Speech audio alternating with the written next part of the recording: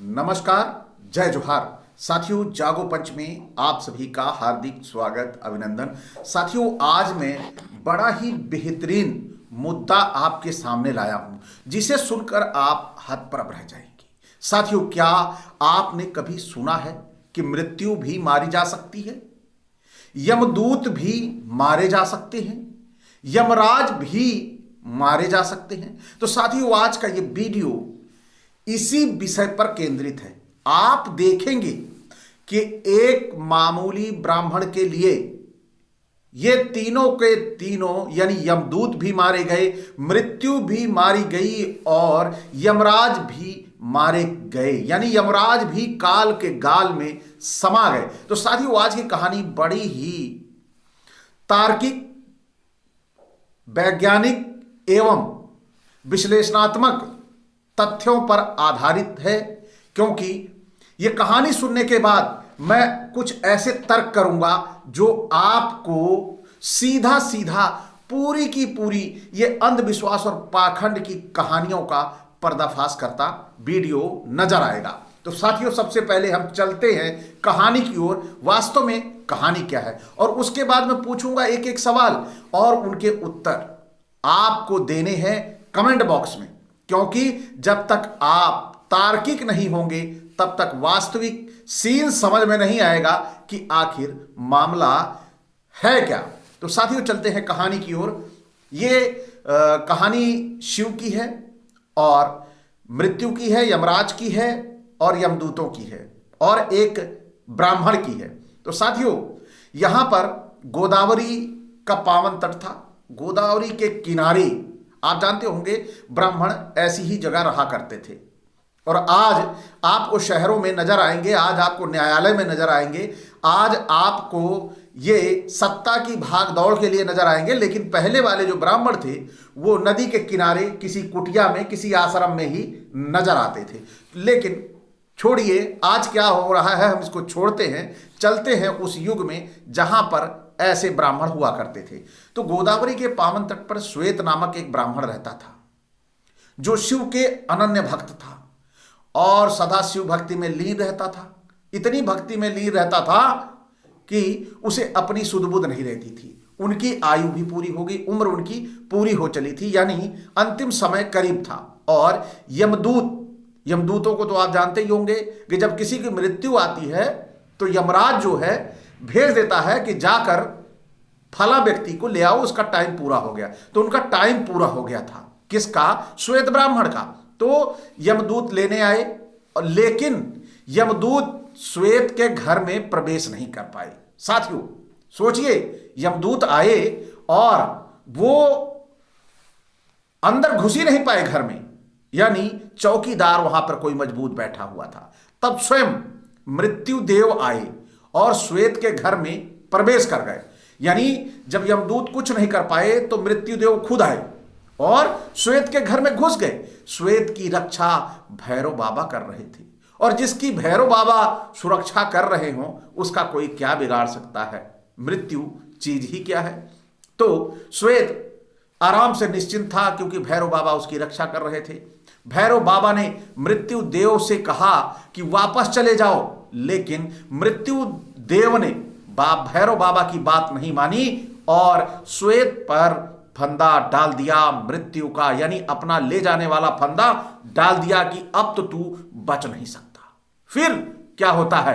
भक्त पर मृत्यु देव का यह आक्रमण देखकर भैरव बाबा को सहन न हुआ। भैरव बाबा ने तुरंत मृत्यु के देव पर डंडे से प्रहार किया।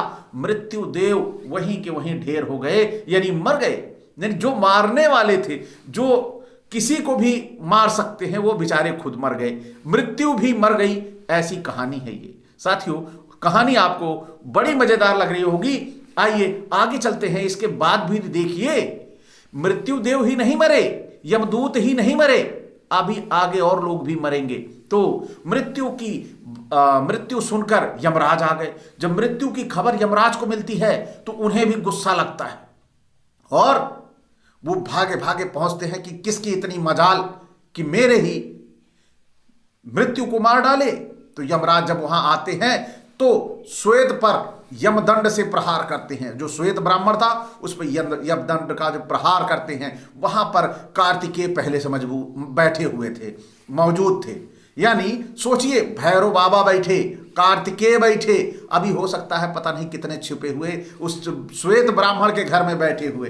कहानी बड़ी मजेदार है, आप अंतिम तक बने रहें, आपको बड़ा ही रुचिकर लगेगी कि कैसे हमारे लेखक हुआ करते थे, पौराणिक कितनी बढ़िया बढ़िया कहानियां लिख के दे देते थे। तो देखिए, अब जो श्वेत की रक्षा कर रहे थे, यानी कौन, कार्तिकेय जी, और जब देखा उन्होंने फंदा डाल दिया तो उन्होंने यमराज को मार गिराया, साथ में यमदूतों का भी संहार कर दिया। फिनिश, कहानी खत्म।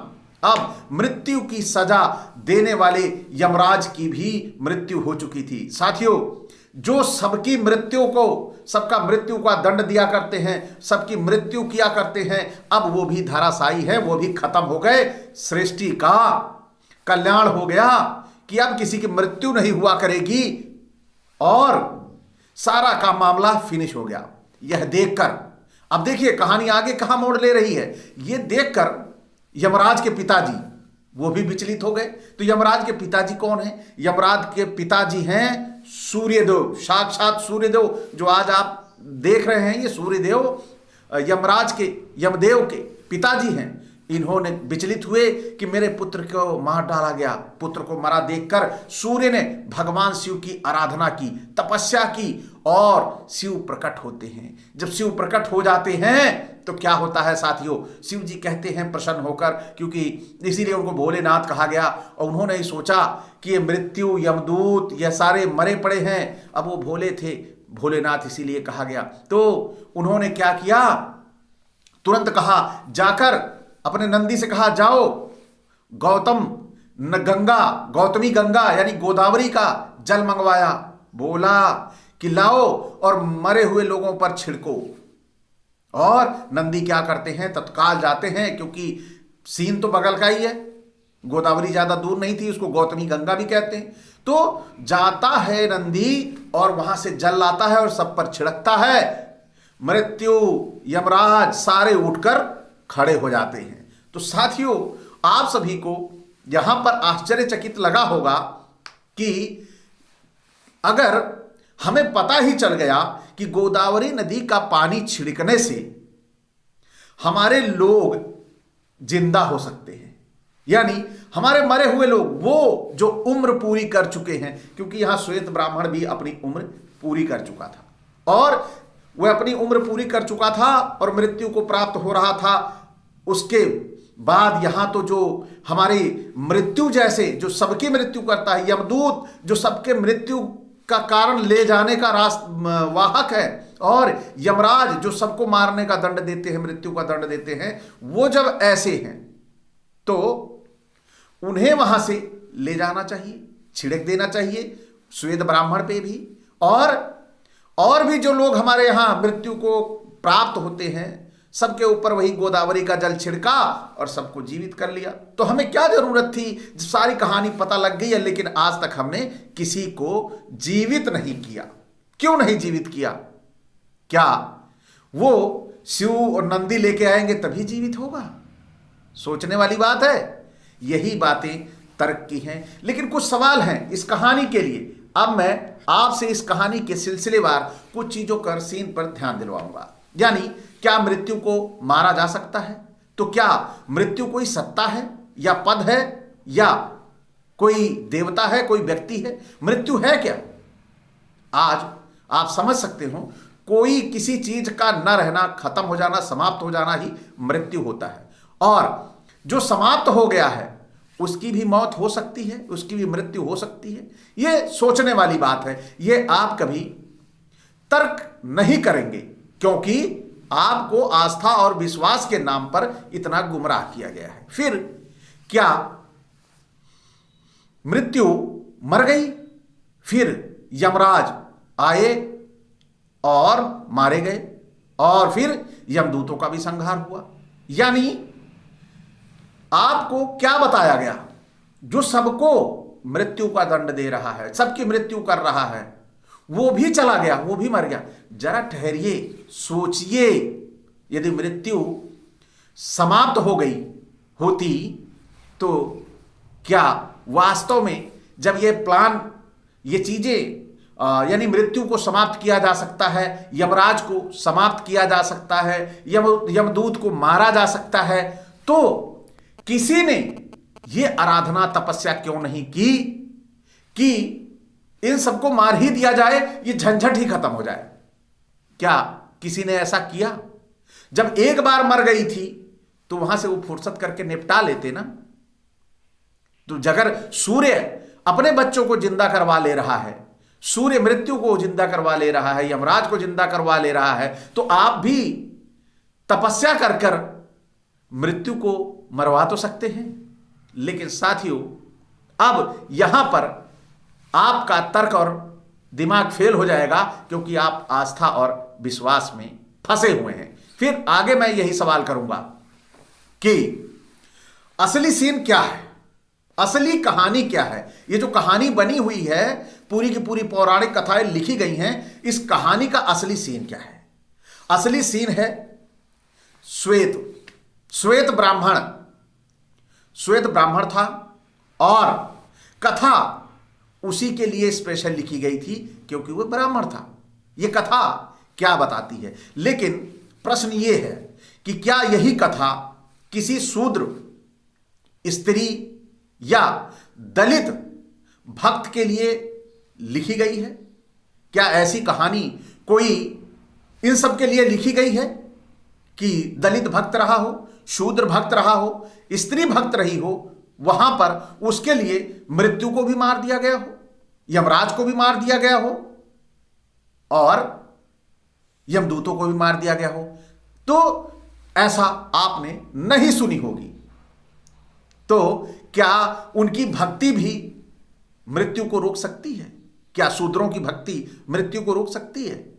नहीं। आप कहेंगे नहीं, क्योंकि सवाल जो है यहां पर ब्राह्मण का है। यही कथा आस्था से आगे सामाजिक संरचना का सवाल बन जाती है। वो सवाल क्या है, यह आपको समझना होगा। वास्तविक कहानी क्या है, यह आपको समझना होगा। वास्तव में जब मृत्यु को मारा जा सकता है और यमराज को मारा जा सकता है, तो हमें आराधना करके इन सब से मुक्ति पा लेनी चाहिए। यानी मृत्यु को, सारी टेक्नोलॉजी, दुनिया की खोज बंद करके सबसे पहले हमें यमराज के साथ हिसाब करना चाहिए, क्योंकि इसने हमारे किसी अपने को नहीं छोड़ा है। हमारा कोई भी अपना इस यमराज की वजह से बचा नहीं है।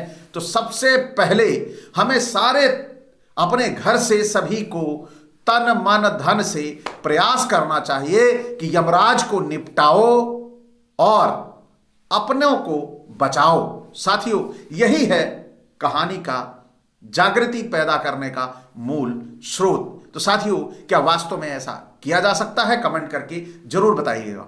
और साथियों, सबसे बड़ा जो मैं बात आपसे कहूंगा कि जब धर्म सवालों से डरने लगे, धर्म जब सवालों से डरने लगे, तो समझिए यह भक्ति नहीं, सत्ता बन चुकी है और आप उस सत्ता के गुलाम बन चुके हैं। ये आपको देखना हो तो आप अपने इर्द गिर्द सारे पांडालों और कथावाचकों के पांडालों में देख लीजिए। सत्ता पर सत्तासीन जो बैठा हुआ है वहां पर, वो आपको बड़े ही दुत्कार शब्द से व्यवहार करता है। नहीं, मेरी बात पे विश्वास, तो जाकर वहां देखिए। तो साथियों, आज का ये वीडियो आपको कैसा लगा? अच्छा लगा हो तो लाइक करें। साथ ही जो साथी यहां तक नए देखते आए हैं वे चैनल को सब्सक्राइब करना ना भूलें। साथ ही बेल आइकन की घंटी दबा लें, जिससे हमारे वीडियो का नोटिफिकेशन आपको त्वरित से पहुंच जाए। इसी के साथ विदा, नमस्कार, जय जोहार।